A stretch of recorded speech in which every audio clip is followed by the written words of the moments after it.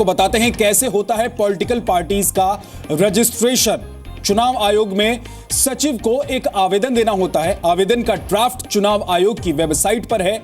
आवेदन के साथ 10,000 रुपए का डिमांड ड्राफ्ट जमा करना होता है। पार्टी का उद्देश्य और स्ट्रक्चर बताना होता है। पार्टी को आवेदन के साथ अपना संविधान भी देना होता है। पार्टी को 100 सदस्य जो वोटर भी हों की लिस्ट देनी होती है। पार्टी का कोई भी सदस्य आयोग में रजिस्टर्ड दूसरी पार्टी का सदस्य ना हो।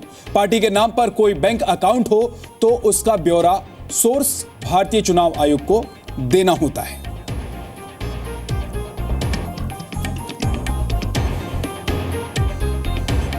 तो देश की कमान सरकार के हाथ में होती है और सरकार की कमान कहीं ना कहीं सियासी दल के हाथ में। पक्ष विपक्ष संसद सिस्टम इन सब पर राजनीतिक दलों का ही कब्जा होता है। तो बदलाव की शुरुआत जनता से क्यों, पार्टी से क्यों नहीं, यह बड़ा सवाल है। लेकिन बड़ी बात यह है कि जनता काले धन के खिलाफ लड़ाई में अब भी जी जान से जुटी हुई है। अब तो उन्हें सरकार से नया हथियार भी मिल गया है।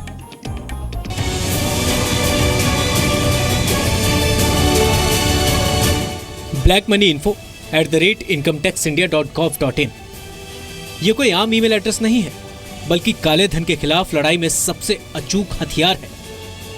इसका इस्तेमाल देश की जनता को करना है और जनता कर भी रही है।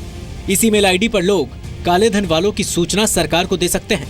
पहले 4 दिनों में इस ईमेल आईडी पर 10,000 से ज्यादा ईमेल मिले हैं। इनमें करीब 6,000 ईमेल में काले धन वालों से जुड़ी सूचना दी गई। और जैसे कि कुछ इन्फॉर्मेशन हमने मंगवाई थी, जस्ट उदाहरण के रूप में मैं बता रहा हूँ कि जैसे किसी ने कोशिश की हो कि मैं अपने 10 अकाउंट में 2-2 लाख रुपया जमा कर दूं, मैं सरकार की रडार में नहीं आऊंगा, लेकिन हमारे रडार में वो आ गए, क्योंकि या तो उनका एड्रेस कॉमन मिल गया है, या फोन नंबर कॉमन मिल गया है, या तो उनका पान नंबर कॉमन मिल गया है। सो इस तरह का भी हम जोड़ने की बाद में कोशिश करेंगे। ईमेल पर आम लोगों की सूचना के आधार पर पहले जांच पड़ताल की जाती है और फिर कार्रवाई की तैयारी की जाती है। जिन्होंने भी 8 तारीख के बाद नए पाप किए हैं वो तो किसी हालत में बचने वाले नहीं है भाई।